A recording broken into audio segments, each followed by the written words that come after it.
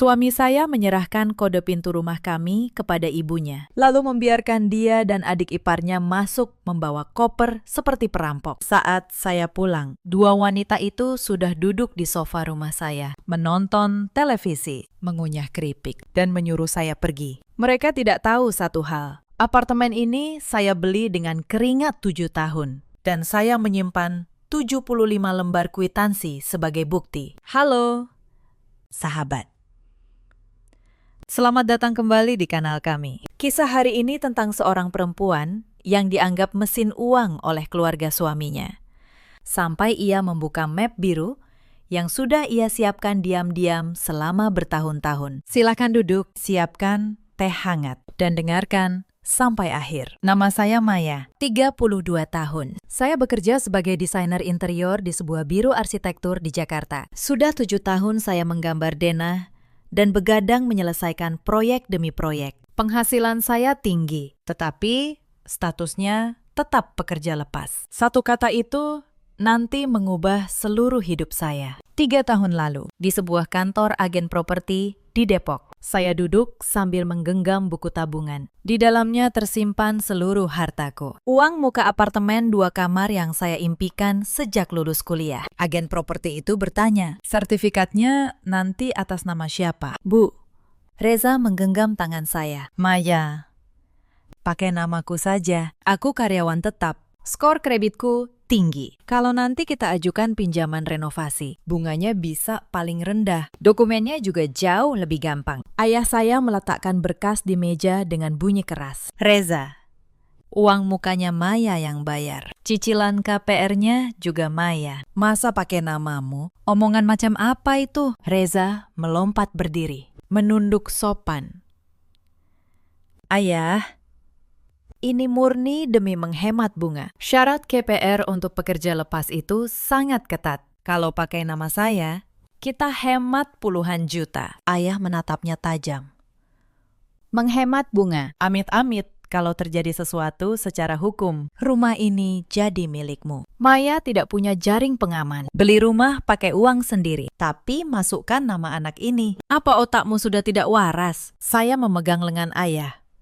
Ayah, Mas Reza bukan orang yang akan menipu saya. Kami akan hidup bersama seumur hidup. Apa bedanya pakai nama siapa? Yang penting, kami bahagia. 5 tahun pacaran. Reza pernah berlari mencari bubur ayam di subuh hari hanya karena lambung saya perih. Saya percaya padanya. Ayah menarik tangannya. Pakai uangmu sendiri. Tapi pakai nama si brengsek ini. Jangan sampai kau menangis darah dan menyesal. Ia menendang pintu, lalu pergi. Saya tetap menyetujui pendaftaran apartemen itu atas nama Reza. Saat agen menekan stempel merah, Reza memeluk saya erat. Terima kasih sudah percaya. Mulai sekarang, seluruh gajiku akan kutransfer ke rekeningmu. Mari kita bangun rumah tangga kita berdua. Sumpah manis itu ditepati selama 2 tahun. Setiap tanggal 10, gajinya masuk tepat waktu. Saya menggabungkan penghasilan kami dan menghemat setiap sen. Apartemen 2 kamar di Depok itu makin hangat oleh sentuhan tangan saya. Saya ganti seluruh lantai ubin yang dingin dengan kayu bernuansa coklat. Saya penuhi balkon dengan tanaman hijau. Setiap sudut rumah itu adalah karya saya sendiri. Ada satu kebiasaan kecil yang tidak pernah saya tinggalkan. Setiap kali saya membayar sesuatu untuk rumah ini, saya simpan kwitansinya. Saya lubangi, lalu saya masukkan ke dalam map plastik biru. Bukti transfer uang muka, surat pelunasan KPR, tagihan listrik, air, dan iuran lingkungan setiap bulan. Saya susun rapi berdasarkan tanggal. Waktu itu, saya hanya ingin melihat bagaimana sarang kecil saya dibangun setahap demi setahap. Saya belum tahu map biru itu akan menjadi pedang paling tajam dalam hidup saya. Ibu mertua saya, Bu Sumiati, tinggal di kampung di pinggiran Wonogiri. Ia tidak pernah menelpon di hari biasa. Ia hanya datang ke Depok saat libur Lebaran. Naik kereta ekonomi, menginap beberapa hari, lalu pulang. Saya selalu tegang setiap kali ia datang. Hal pertama yang ia lakukan setelah membuka pintu adalah membuka kulkas lebar-lebar. Aduh, kalian anak muda ini benar-benar tidak tahu cara berhemat. Sayur ini sudah layu. Reza itu perutnya sensitif. Kalau dia sakit perut, kamu mau tanggung jawab. Bu, Itu baru saya masak kemarin, jawab saya pelan. Ia tidak peduli. Dibukanya freezer. Reza sudah kerja setengah mati. Lihat rahangnya sampai tirus. Kamu ini kalau di rumah, perhatikan sedikit makanan suamimu. Iya, Bu. Selama 2 tahun. Semua biaya rumah ini keluar dari tabungan saya. Perbaikan perabot, saluran air. Bahkan kasur mahal yang ditiduri Bu Sumiati setiap berkunjung. Semuanya saya bayar sendiri. Dan semuanya saya simpan kwitansinya di map biru. Keretakan pertama datang pada suatu malam. Ketika saya baru selesai menggoreng martabak telur, ponsel Reza bergetar. Di layar tertulis nama ibunya. Reza menekan tombol terima dan mengaktifkan mode pengeras suara. Reza. Rina hari ini pulang ke rumah bawa barang-barang. Sore tadi 2 orang penagih utang masuk sampai ke pekarangan. Bikin rusuh. Satu kampung keluar nonton. Mau ditaruh di mana wajah tua ibu ini? Rina adalah adik perempuan Reza, janda yang baru bercerai. Terlilit utang pinjol. Toko online-nya bangkrut. Mantan suaminya kabur, meninggalkan tumpukan utang. Reza mengunyah martabak sambil menjawab, Bu, kan utangnya sudah disepakati cicilan. Kenapa preman datang bikin onar? Mantan suaminya kabur. Mana mungkin Rina sendirian bisa lunasi utang sebesar itu? Reza, kamu sekarang hidup enak di apartemen luas di Depok. Rumahmu kan ada kamar sisa. Biarkan Rina tinggal di sana beberapa bulan. Cari kerja di Jakarta 1000 kali lebih gampang daripada di kampung. Sumpit Reza terhenti di udara. Ia melirik saya yang sedang makan sayur asem tanpa bicara. Gerakan sendok saya tidak goyah. Bu, Rina baru cerai. Perasaannya pasti hancur. Ibu, tenangkan dulu, kata Reza. Pura-pura tidak mengerti maksud ibunya. Tenangkan bagaimana? Dia ini anak kandung yang kulahirkan dengan taruhan nyawa. Reza, kamarmu kan ada. Reza buru-buru mematikan pengeras suara, lalu lari ke balkon dan menutup pintu kaca. Saya tidak bisa mendengar jelas, tetapi dari kaca saya lihat ia terus mengangguk dan menggaruk belakang kepalanya dengan canggung. 10 menit kemudian, ia kembali ke meja dengan wajah serba salah. Ibu bilang apa? Saya meletakkan sendok. Reza menghindari tatapan saya. Bukan apa-apa. Ibu cuma sedih melihat adiknya. Ibu minta Rina tinggal bersama kita di Depok, tanya saya tenang. Ibu cuma ngomong sembarangan. Rina kan lagi utang pinjol menumpuk. Reza menelan sambal teri terburu-buru, seperti orang yang ingin lekas mengakhiri percakapan. Saya menatap tajam matanya yang menghindar. Saya tidak bertanya lebih jauh. Saya membawa piring kotor ke dapur. Suara air keran menelan suara televisi. Sampai saat itu, saya masih mengira ini hanya keluhan biasa. 2 hari kemudian, pagi-pagi saya menelpon mertua di Wonogiri seperti biasa untuk menanyakan kabar. Setelah nada dering panjang, telepon diangkat dengan nada datar. Bu, sudah sarapan? Bu sudah dengar semua tentang Rina dari Reza. Suara Bu Sumiati kehilangan keramahan palsu yang biasa. Iya, Rina sedang sangat sulit.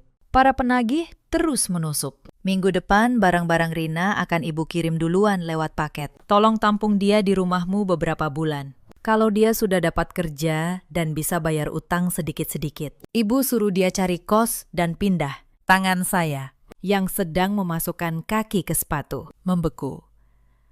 Saya menatap bayangan saya sendiri di cermin. Bu, saya mohon maaf. Tetapi permintaan itu sulit untuk saya. Suara saya tanpa keraguan sedikit pun. Keheningan menyesakan mengalir selama 5 detik. Sulit dikabulkan. Apa yang baru keluar dari mulutmu? Kamar kerja itu kosong, kan? Bu, saya dan Mas Reza baru selesai pemeriksaan kandungan dan mulai merencanakan kehamilan. Bulan depan saya panggil kontraktor untuk mengubah kamar kerja jadi kamar bayi. Benar-benar tidak ada kamar untuk Rina. Sudah 2 tahun nikah, tidak ada kabar. Giliran anak perempuanku mau numpang. Tiba-tiba kau sibuk mau punya anak. Apa kau tidak sudi melihat anak perempuanku tidur di sofa? Bu, ini bukan soal di mana dia tidur. Kalau 3 orang dewasa tinggal bersama dengan kebiasaan berbeda, gesekan akan terus muncul. Bagaimana itu membantu mental Rina yang sedang hancur? Sekarang aku tahu, kau merendahkan Rina karena dia janda. Kau anggap dia bukan manusia. Maya, Kau benar-benar berhati iblis. Sambungan diputus. Saya menarik napas panjang, membuka pintu, dan berangkat kerja. Selama 3 hari berikutnya, saya tetap menelpon setiap pagi. Hari pertama, diangkat, lalu dimatikan. Hari kedua, dialihkan. Hari ketiga, tersambung. Tetapi Bu Sumiati tidak merespons. Saya hanya mendengar suara berita pagi di latar belakang. Bu, akhir-akhir ini cuaca dingin. Jaga kesehatan. Sapa saya seolah bicara ke udara. Telepon dimatikan tanpa ampun. Kekerasan dalam bentuk keheningan ini adalah senjata paling licik yang dipakai keluarga mertua untuk mengontrol menantu. Dan Bu Sumiati adalah ahlinya. Kamis malam, saya sedang di depan komputer di ruang kerja. Reza diam-diam masuk dengan segelas air es, lalu berdiri di belakang saya. Ibu sudah beberapa hari tidak angkat teleponmu. Saya menghentikan mouse, memutar kursi, menatapnya tepat di mata. Sudah 3 hari. Reza mendongak, menenggak air es dalam sekali tarikan, lalu meletakkan gelas dengan bunyi benturan. Rina bukan mau numpang seumur hidup. Dia cuma mau berlindung sebentar. Memangnya salah kalau kau singkirkan sedikit barang di ruang kerja dan beri dia tempat tidur beberapa bulan? Sebagai manusia, apa kau harus sekejam itu? Saya mendongak menatapnya. Wajahnya penuh kekesalan. Kerutan tajam di antara alis. Reza, apa janji kita sebelum menikah? Kita sepakat membangun keluarga mandiri, tidak terlalu ikut campur urusan keluarga masing-masing. Ini bukan soal menginap beberapa hari. Siapa yang tahu ini jadi beberapa bulan atau 10 tahun. Kalau Rina datang membawa tumpukan utang, lalu preman penagih merusuh ke sini, apa yang akan kau lakukan? Aku sudah sepakat lisan dengan kontraktor. Tunda saja renovasinya. Rina itu adik kandungku. Dia nyaris gelandangan.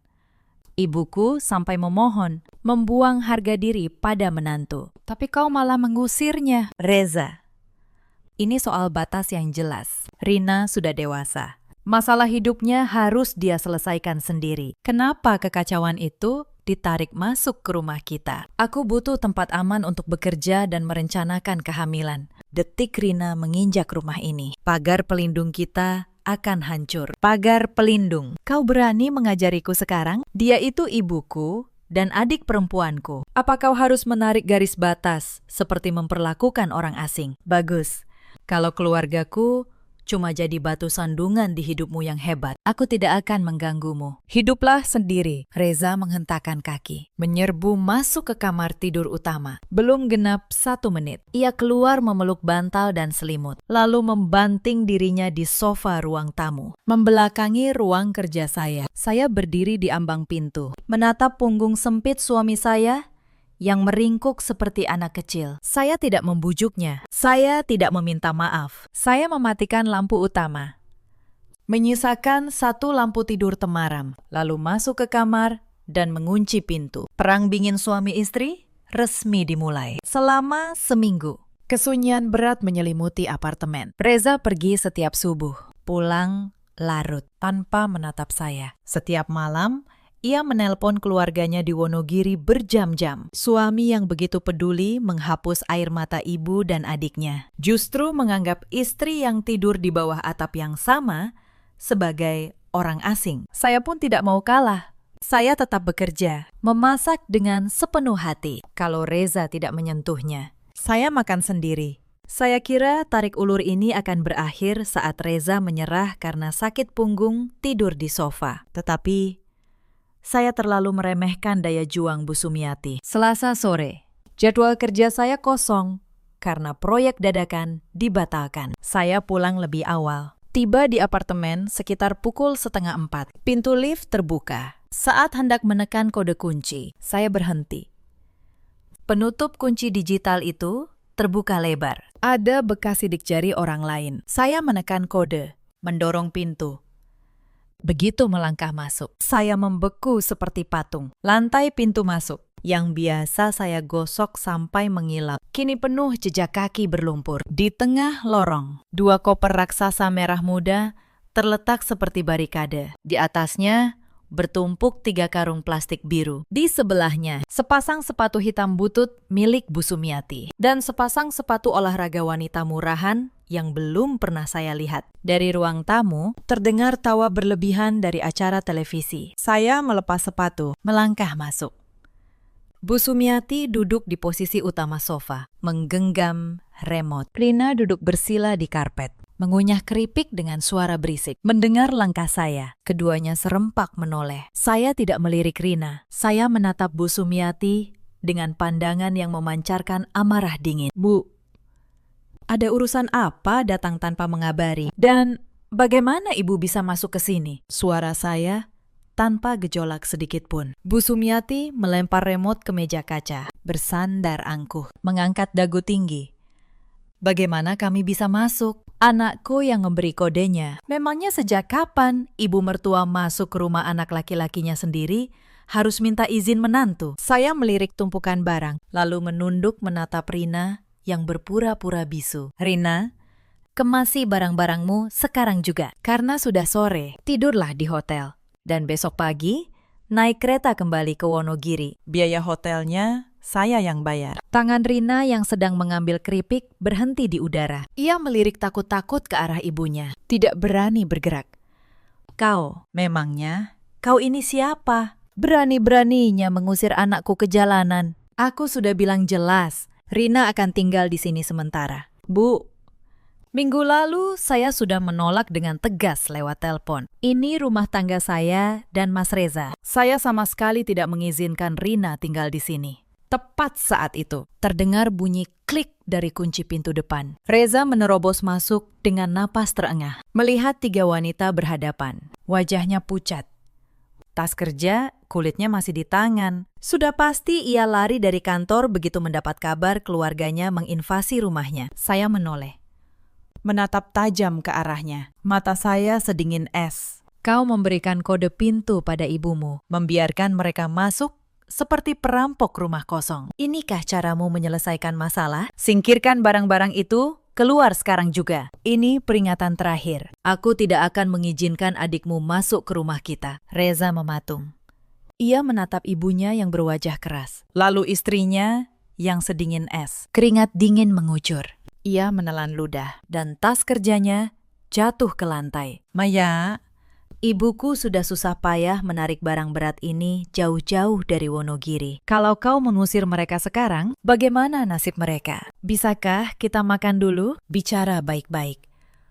Hentikan sekarang juga. Reza, Bu Sumiati membentak. Kau ini lirik sana, lirik sini seperti pengecut. Di rumah siapa kalian berani bicara soal rumah kita berdua? Maya, jangan bermimpi. Buka matamu lebar-lebar. Lihat nama siapa yang tercetak di sertifikat hak milik apartemen ini. Secara hukum, ini rumah anakku, harta keluarga besar kami. Ia mendekat, mencengkeram lengan Reza. Matanya penuh penghinaan terhadap menantu. Aura intimidasi itu seperti palu godam menghancurkan udara di ruang tamu. Di tengah situasi itu, Rina memajukan bibirnya. Ini rumah kakakku. Kenapa juga aku tidak boleh tinggal di sini? Saya tidak menatap Bu Sumiati. Tidak juga, Rina. Pandangan saya hanya tertuju pada wajah pengecut Reza. Pria itu mati-matian menghindari tatapan saya. Menunduk sampai dagunya nyaris menyentuh dada. Mencengkeram celananya dengan tangan gemetar. Dan menutup rapat mulutnya. Ia tidak membela saya. Sepatah kata pun tidak. Tepat pada detik itu, saya mendengar suara sesuatu yang hancur di dalam diri saya. Bukan sekedar amarah, melainkan rasa merinding yang merayap dari kaki sampai ke ubun-ubun. Lantai kayu yang saya pilih sendiri. Uang muka yang saya bayar dengan darah. Cicilan KPR yang saya lunasi tiap bulan. 7 tahun masa muda saya korbankan untuk membangun sarang ini. Lalu saya daftarkan atas nama pengecut yang menutup mulut di saat paling genting. Sekarang, saya menjadi satu-satunya orang luar yang tidak diharapkan di apartemen saya sendiri. Saya tidak berteriak. Saya tidak terduduk menangis. Saya berbalik. Berjalan dengan langkah besar ke pintu depan. Saya cengkeram gagang kedua koper merah muda itu, lalu menyeretnya keluar dengan sekuat tenaga. Roda koper menggores lantai, mengeluarkan suara tajam. Dasar perempuan gila. Sedang apa kau? Bu Sumiati menerjang. Saya tidak peduli. Saya buka pintu lebar-lebar, lalu membuang koper-koper itu keluar seperti barang asing. Kemudian saya raih 3 karung plastik biru itu dan membuangnya dengan cara yang sama. Dasar perempuan jalang. Kau benar-benar sudah gila. Bu Sumiati menjambak rambut saya tanpa ampun. Saya tidak berkedip. Saya julurkan tangan ke belakang, mendorong bahunya. Bu Sumiati terhuyung mundur, tersandung, dan terduduk di lantai. Bu, rumah ini saya beli dengan uang saya sendiri. Hasil menggambar desain siang dan malam. Dari uang muka sampai cicilan KPR 3 tahun. Semua saya lunasi dengan tangan saya. Meski nama di sertifikat adalah Reza. Sumber uangnya adalah saya. Selama saya masih bernapas di rumah ini walau 1 hari. Tidak seorang pun dari kalian berhak memutuskan siapa yang boleh tinggal. Saya mengalihkan pandangan ke Reza yang masih mematung seperti boneka jerami. Reza, pilih. Kau bawa keluargamu keluar untuk tidur di hotel. Atau kalian bertiga kemasi barang dan angkat kaki dari rumah. Malam itu, Reza yang menyedihkan memunguti barang yang saya buang, lalu menyeretnya kembali masuk. Bu Sumiati duduk di sofa, meraung meratapi nasib selama 3 jam, melontarkan makian kotor pada menantunya. Rina ketakutan, bersembunyi di sudut balkon seperti tikus. Saya mengunci kamar utama, memakai headphone peredam suara, dan tidur nyenyak. Keesokan pagi, saya membuka pintu kamar dan melongok ke ruang tamu. Di lantai, terhampar kasur lipat. Bu Sumiati berbaring kaku seperti papan. Kain putih terikat di kepala. Di meja kaca ada semangkuk air yang tidak disentuh. Itu aksi mogok makan yang sangat dramatis. Reza duduk di samping ibunya dengan mata berkaca. Rina meringkuk di sudut, mengusap air mata buaya. Begitu melihat saya, Bu Sumiati memejamkan mata erat seperti melihat hantu. Lalu merapal doa dengan suara keras. Aduh, nasibku. Kenapa aku melahirkan anak laki-laki bodoh yang bahkan tidak bisa merawat adiknya sendiri? Malah tunduk pada perempuan seperti ular ini. Aku tidak akan makan atau minum lagi. Lebih baik aku mati di depan kalian. Reza menatap saya, lalu meledak menangis. Aku mohon, sekali ini saja, lihat ibuku. Bagaimana kalau ibuku yang punya darah tinggi ini kenapa-kenapa karena mogok makan? Kumohon, izinkan Rina taruh barangnya di ruang kerja. Aku yang akan urus kamarnya. Tolong, sekali ini saja. Saya menatap kosong tangan Reza yang meremas piyama saya. Tangan yang dulu menghangatkan telinga saya saat berkencan, kini memaksa saya menelan pecahan kaca. Reza, apa kau lupa? Rumah ini dibeli dengan darah dan keringat. Hak memutuskan siapa yang boleh masuk murni ada padaku. Sekarang kau pakai nyawa ibumu sebagai jaminan untuk mengancamku. Tangan Reza yang tertahan di udara bergetar hebat. Ia menatap wajah saya yang tenang tanpa emosi. Lalu rasa rendah diri, kecemasan, dan tekanan dari ibunya meledak seperti gunung berapi. Untuk pertama kali dalam hidupnya, ia berdiri, menunjuk tepat di depan hidung saya, dan berteriak dengan urat leher menonjol di depan ibu dan adiknya. Apa hebatnya kau? Cuma keluar uang. Namaku jelas tercetak di sertifikat. Secara hukum, ini rumahku seutuhnya. Siapa yang boleh tidur di sini, itu urusanku. Apa hakmu mengusir adik kandungku? Kau tiap hari cuma bicara soal uang. Sok berkuasa. Apa perempuan gila sepertimu pernah menganggap keluargaku sebagai keluargamu sendiri? Teriakan kasar itu menggema di ruang tamu. Bu Sumiati yang tadi berbaring seperti mayat, membuka sebelah mata, menyeringai. Isak tangis palsu. Rina pun berhenti. Saya berdiri mematung. Saya tidak menyela. Saya hanya menatap kosong wajah Reza. Urat-urat yang menonjol di lehernya. Begitu rupanya.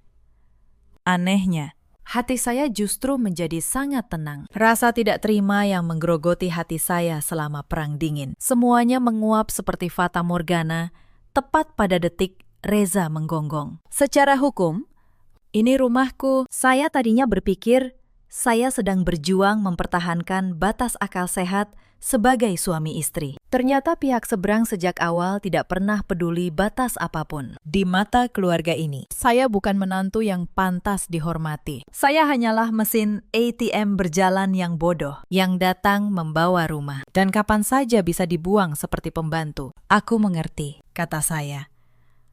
Tanpa penyesalan sedikit pun. Saya berbalik ke ruang kerja dan menutup pintu. Aksi mogok makan palsu Bu Sumiati memasuki hari kedua. Saya memesan pizza lewat aplikasi, mengurung diri di ruang kerja, lalu membuang kotaknya ke tempat sampah. Bu Sumiati masih berbaring di lantai, sesekali mengerang seperti orang yang akan segera mati. Sekitar pukul 8 malam, kunci digital terbuka. Reza masuk.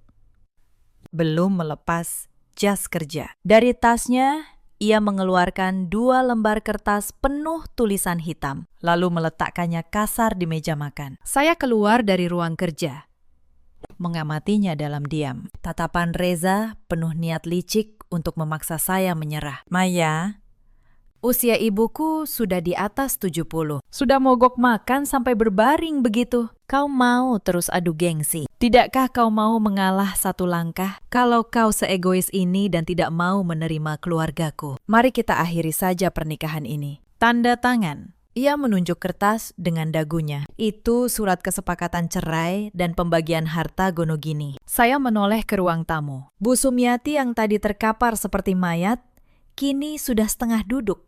Ia masih memakai ikatan kain putih di kepala. Tetapi kelemahan orang sakit yang ia perankan sudah sirna. Digantikan kilatan arogan dan kemenangan, rendahan, karena merasa berhasil menundukkan menantu. Mata setajam ular itu menatap saya. Rina mengintip diam-diam dari balik pintu. Tidak satu pun dari mereka mengira Reza benar-benar ingin bercerai. Mereka hanya menunggu klimaks dari pertunjukan drama murahan. Mereka mengharapkan saya panik, ketakutan, menangis histeris, memohon pada Reza agar tidak menceraikan saya. Lalu dengan pasrah, mengizinkan Rina masuk. Inilah skenario yang dirancang oleh 3 manusia ini. Saya memungut dokumen itu. Permukaan kertasnya masih hangat. Sudah pasti Reza baru mencetaknya di fotokopi dan lari ke sini. Saya baca sekilas, hingga tatapan saya berhenti pada bagian pembagian harta. Di sana tertulis jelas,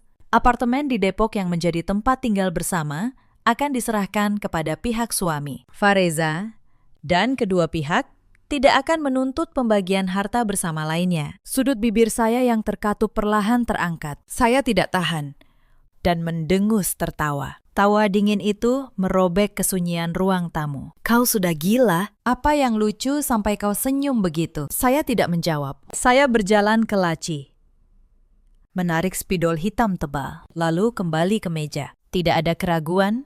1 detik. Ujung spidol menggores keras permukaan kertas. 3 suku kata nama saya terukir lebih besar, lebih dalam.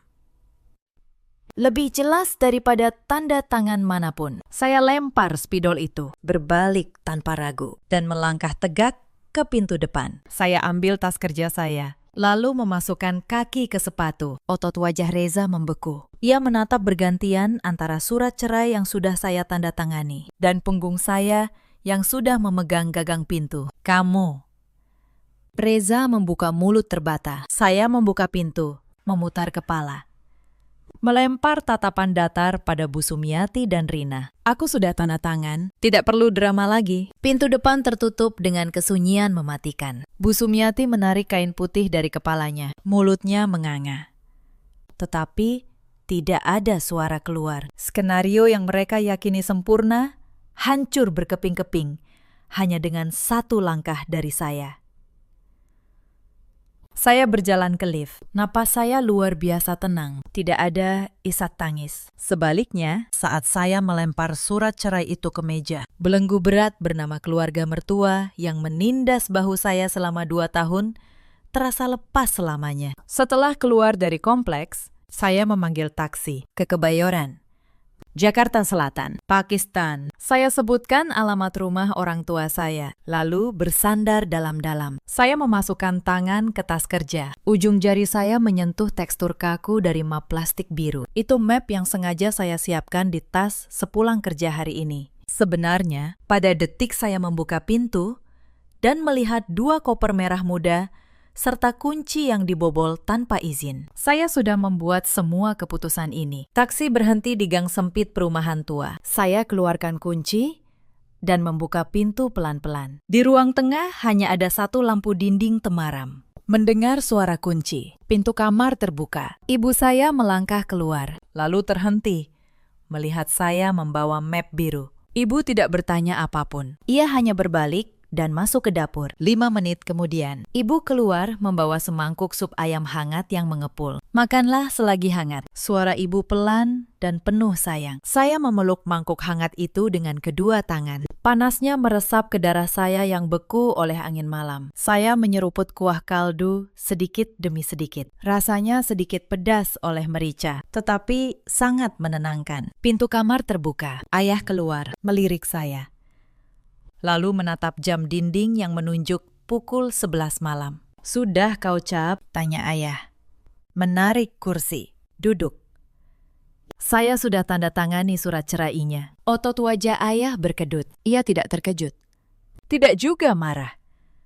Lalu bagaimana dengan rumahnya? Di dokumen tertulis akan diserahkan ke pihak laki-laki. Tetapi saya tidak akan pernah membiarkan manusia itu mengambilnya. Saya mengeluarkan map biru, meletakkannya rapi di meja. Jari ayah berhenti mengetuk. Matanya yang tajam menatap map itu. Besok pagi, ikut ayah ke firma hukum di Kuningan. Ayah punya teman pengacara. Dulu pernah ayah sewa untuk menuntut mandor nakal. Dia ahli mengurus hal-hal kotor. Nada suara ayah memancarkan ketegasan seorang mantan kepala proyek. Saya berdiri, mendekap map itu ke dada, dan masuk ke kamar lama saya yang tata letaknya masih sama seperti 3 tahun lalu. Saya duduk di meja, menyalakan lampu, dan membuka sampul plastik biru. Di halaman pertama terselip mutasi rekening gaji pertama saya, 7 tahun lalu.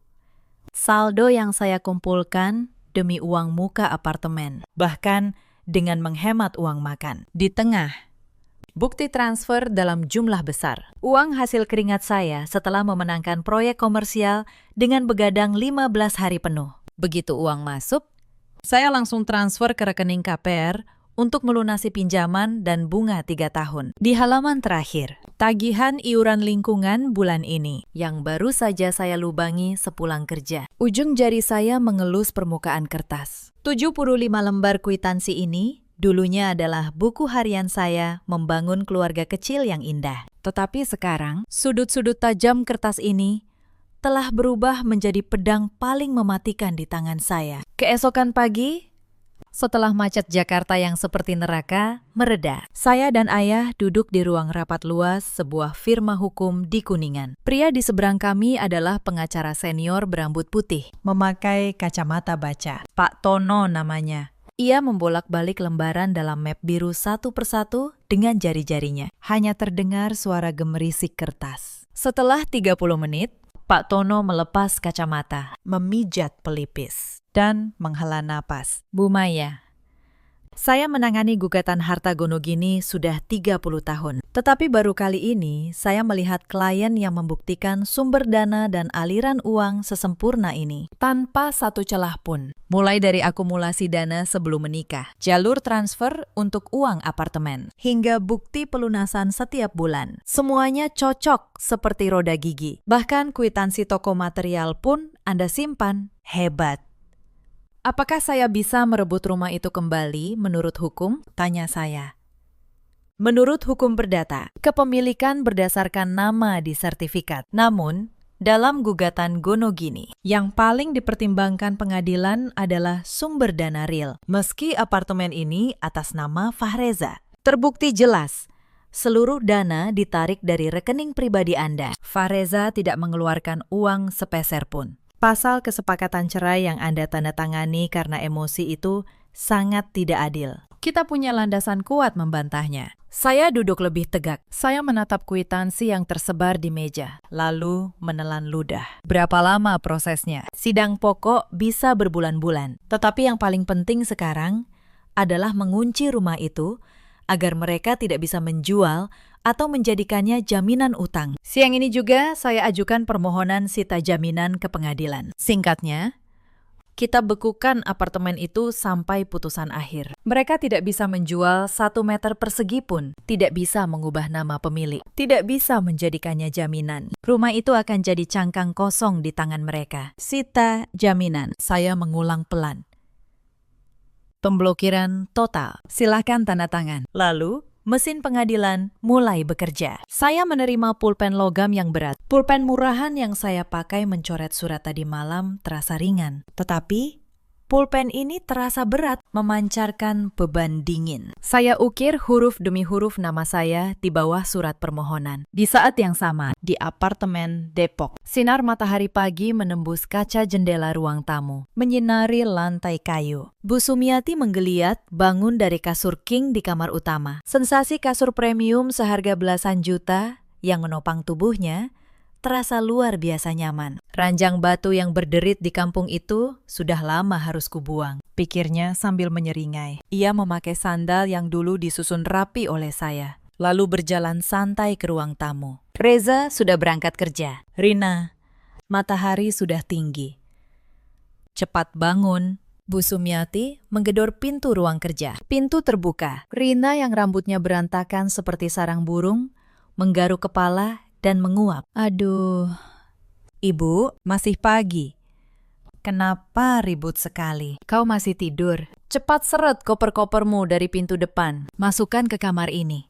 Perempuan ular itu tadi malam sudah cap jempol di surat cerai dan diusir. Sekarang apartemen ini 100% milik kakakmu. Untuk apa kau tidur meringkuk di sudut ruang tamu? Mata Rina yang tadi sayu langsung berbinar sambil bersenandung riang. Ia menyeret koper ke ruang kerja. Ruang itu ditata rapi sesuai selera saya. Di dinding tergantung sketsa denah karya tangan saya. Di meja ada peralatan menggambar profesional seharga jutaan dan 2 pot tanaman hijau. Rina menyapu semua sketsa di meja ke tempat sampah, menendang pot tanaman ke sudut. Lalu, ia bongkar koper, menyebar kosmetik murahan dan pakaian kotor di atas meja kayu solid yang mahal, seperti tempat pembuangan. Bu Sumiati mendengus puas. Kembali ke kamar utama. Ia buka lemari pakaian. Gaun dan mantel mewah saya tergantung di sana. Ia ambil kantong sampah hitam besar, memasukkan semua pakaian, kosmetik, dan aksesori saya ke dalamnya. Lalu menyeretnya ke balkon seperti barang rongsokan. Ia pergi ke dapur. Dikeluarkannya iga sapi wagyu dan seafood segar yang saya beli dari supermarket premium. Ia menuang minyak ke wajan dan mulai memasak hidangan mewah untuk dimakan bersama anak perempuannya. Ibu, apa perempuan itu benar-benar tidak akan kembali lagi? Tanya Rina. Kembali? Apa? Dia sendiri yang cap jempol di surat cerai dan pergi. Mau taruh di mana mukanya kalau berani merangkak kembali? Namanya tertera jelas di sertifikat. Perempuan itu biasanya licik seperti rubah, tapi kali ini ternyata bodoh. Mungkin dia pikir kalau tanda tangan, kakakmu akan ketakutan dan memohon-mohon sambil memegang kakinya. Lihat saja nanti, belum lewat 3 hari. Dia pasti menelpon kakakmu sambil menangis. Saat itu, kalau aku tidak memaksanya berlutut dan mencuci kakiku dengan tangannya sendiri, aku tidak akan biarkan dia lewati ambang pintu ini. Di sisi lain, Reza duduk di kubikel kantornya, matanya menatap layar. Tetapi tidak satu huruf pun masuk ke kepalanya sejak saya menutup pintu dan pergi tadi malam. Rasa cemas yang tak bisa dijelaskan menempel di dadanya. Saya berbalik dengan begitu dingin. Saya tidak meneteskan air mata, tidak mengamuk. Tidak ragu sedetik pun saat menggoreskan pena. Hanya memikirkan tanda tangan hitam di surat cerai itu sudah membuat matanya seperti tertusuk duri. Sejujurnya, saat ia membuat sertifikat atas namanya, ada secercah rasa superioritas dangkal di hatinya. Saat mabuk bersama rekan kerja, ia selalu memamerkan diri. Di awal usia 30, aku sudah beli apartemen baru. Hidup dalam kesombongan palsu perlahan membuatnya percaya apartemen itu benar-benar dibeli dengan kemampuannya sendiri. Getaran dari saku membangunkannya. Nama di layar adalah ibunya, Reza. Hari ini pulang tepat waktu. Ibu sudah mengemas semua pakaian si Maya ke gudang. Oh iya, pas pulang nanti, mampir ke kantor pengelola apartemen. Hapus nama Maya dari daftar penghuni. Bagaimana kalau nanti dia diam-diam masuk pakai kartu akses dan merampok rumah kosong kita? Ibu, tapi bagaimanapun, dia dulu istriku. Apa tidak terlalu kejam kalau justru karena kau terlalu lembek, makanya selama ini kau diinjak-injak? Secara hukum, ini rumahmu. Kenapa kau ragu mengurus administrasi? Cepat pergi dan urus. Sambungan terputus. Reza menatap layar yang menghitam, menghela napas. Meski ia juga merasa tindakan ibunya terlalu murahan. Di lubuk hatinya yang paling dalam, keegoisan telah menang. Karena saya melempar dokumen dan pergi. Ia ingin memanfaatkannya untuk bertingkah penuh sebagai pemilik rumah. Jika saya sudah cukup menderita di luar dan kembali merangkak memohon ampun, barulah ia akan menerapkan aturan besinya. Pukul 5 sore, Reza mengambil izin setengah hari dan bergegas pulang ke kompleks. Dengan sikap angkuh, ia membuka pintu kantor pengelola. Selamat sore.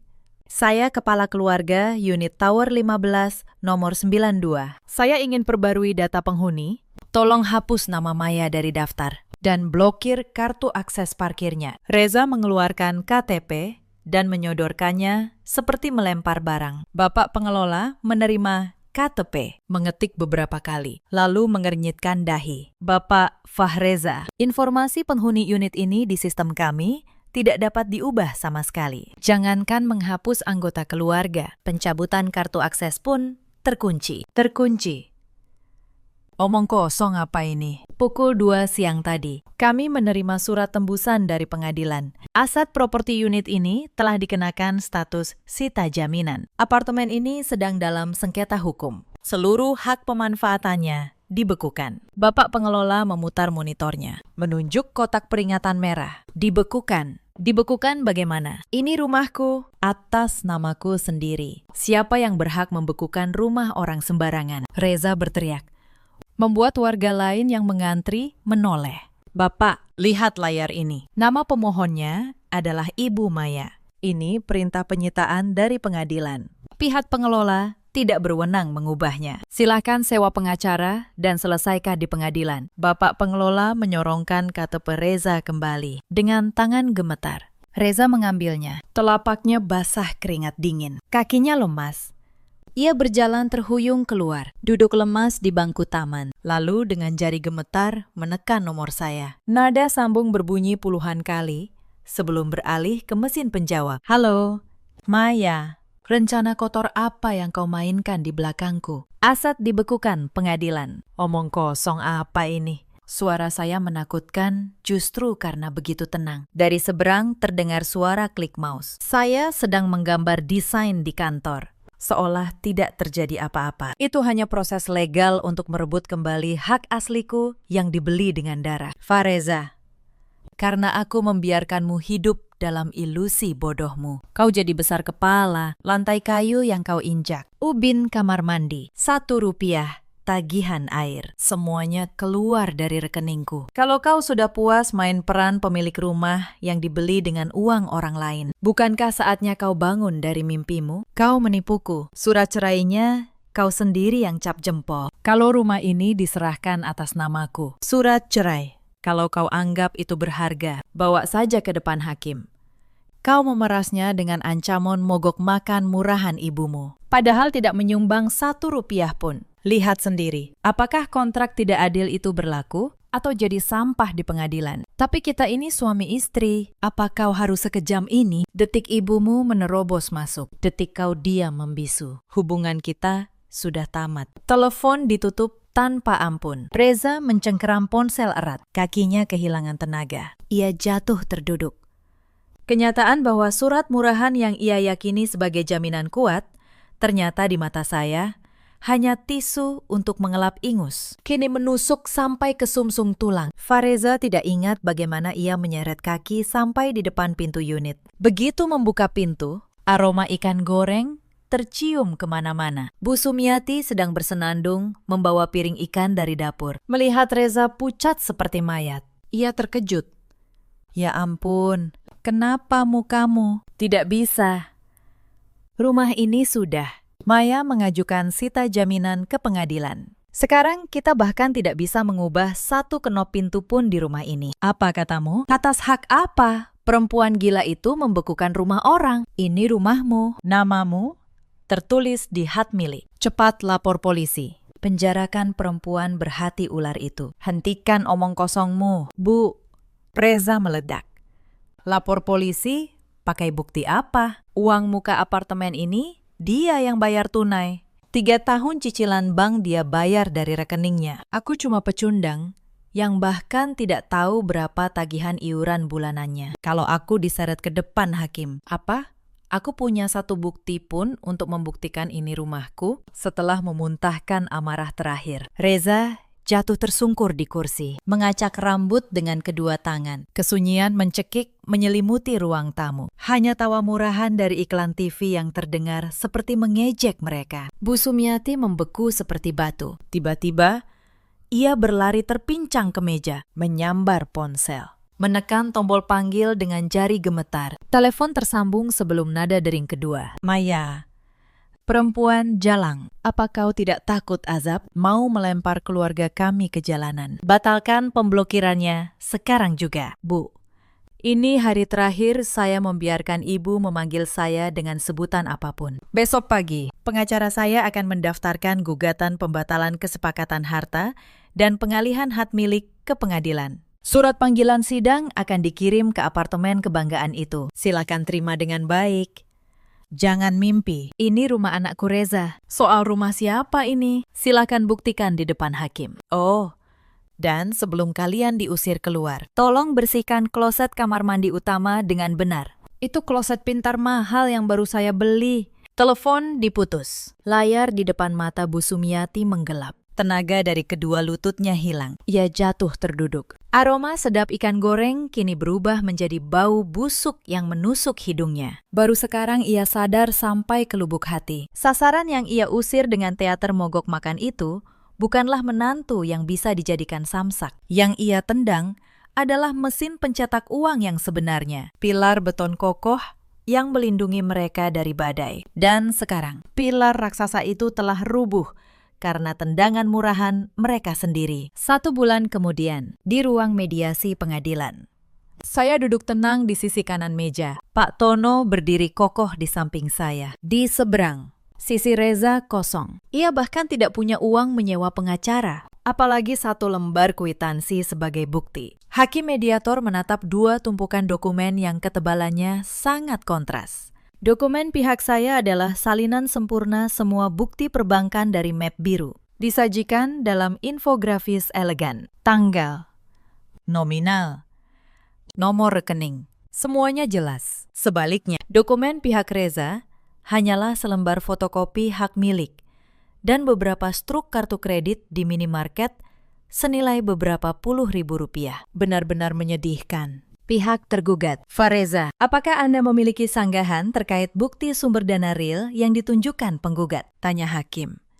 Reza menunduk dalam-dalam, bibirnya bergetar, tetapi ia tak mampu mengeluarkan suara. Bagaimana mungkin ia menyanggah di ruang sidang yang hanya bicara dengan bukti? Namaku tertulis jelas, yang dulu ia gembar-gemborkan, langsung hancur diinjak.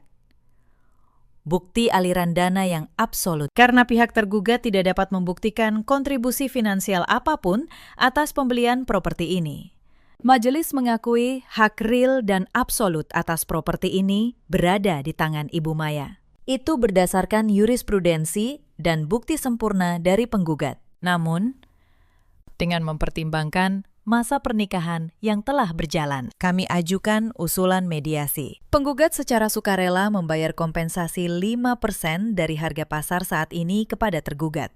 Bersamaan dengan itu, pernikahan kedua pihak resmi bercerai. Apakah tergugat menyetujui? Reza mengangkat kepala yang terasa berat seperti memikul batu. Ia menatap saya dengan tatapan memohon seperti pengemis. Saya bahkan tidak melirik tatapan menjijikan itu. Saya merapikan kerutan di lengan blus dengan anggun, mempertahankan wajah tenang yang dingin, seolah sedang menikmati gambar desain yang baru selesai. Saya setuju, kata saya. Ketukan palu hakim tidak keras, tetapi cukup untuk memutus rantai antara kedua manusia itu selamanya. 3 minggu kemudian, pada hari akta cerai dan putusan pengadilan resmi berkekuatan hukum, lampu sensor di lorong apartemen kembali menyala. Saya mengenakan mantel kasmir coklat karamel. Satu tangan memegang amplop tebal berisi surat perintah eksekusi. Berdiri di depan pintu unit 92. Kunci digital itu tidak tertutup rapat, melainkan terbuka setengah. Dari dalam terdengar bunyi gesekan roda koper. Saya dorong pintu hingga terbuka lebar. Di pintu masuk tergeletak 2 koper merah muda raksasa. Namun berbeda dengan 3 minggu lalu. Kali ini, moncong koper itu menghadap keluar pintu. Bu Sumiati sedang berusaha menyeret beberapa kantong plastik hitam berisi sampah keluar, sambil mengeluh. Rambutnya acak-acakan.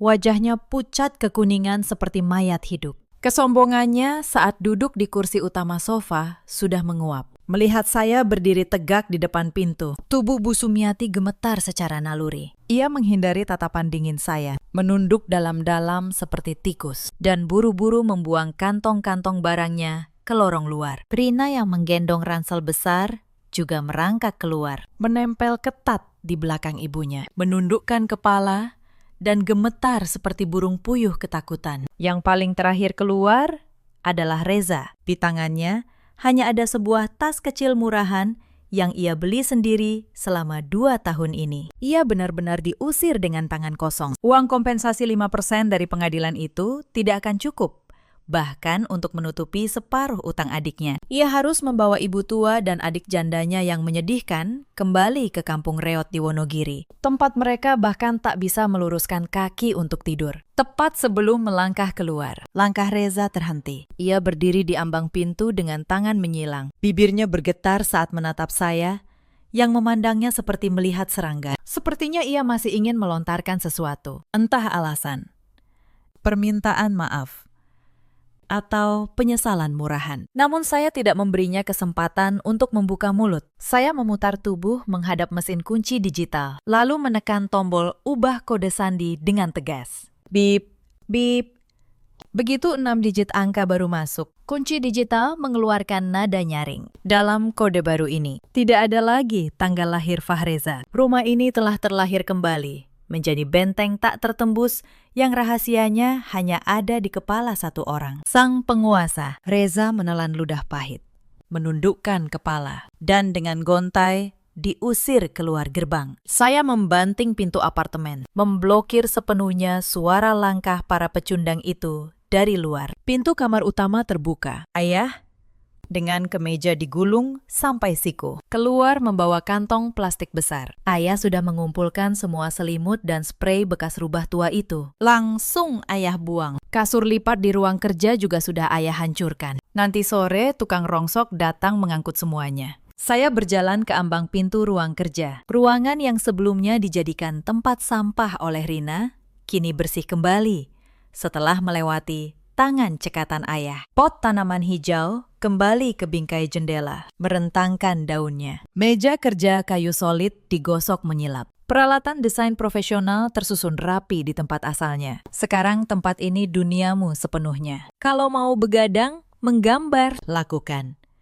Kalau mau ubah jadi kamar bayi, panggil kontraktor sekarang juga. Jangan pernah menundukkan kepala dan hiduplah tegak. Ingat, di belakangmu selalu ada ayah. Saya memandang kerutan dalam di sudut mata ayah, lalu kembali menatap ruang kerja yang bersinar. Saya lepas sepatu hat tinggi dan menginjak lantai kayu solid dengan kaki telanjang. Tekstur hangat dan kokoh itu merambat naik dari telapak kaki. Inilah lantai kayu premium yang saya pilih sendiri. Setelah berkeliling 5 pasar bahan bangunan demi memeriksa serat kayunya, saya berjalan ke ruang kerja, membuka laci paling bawah dan memasukkan pedang paling tajam saya, map plastik biru itu, dengan penuh sayang ke dalamnya. Lalu, mengunci gembok dengan bunyi klik. Kwitansi-kwitansi itu telah menunaikan tugasnya dengan sempurna. Mulai detik ini, setiap lembar lantai kayu, setiap jengkal dinding apartemen ini, hingga kehangatan sinar matahari di kaca jendela, semuanya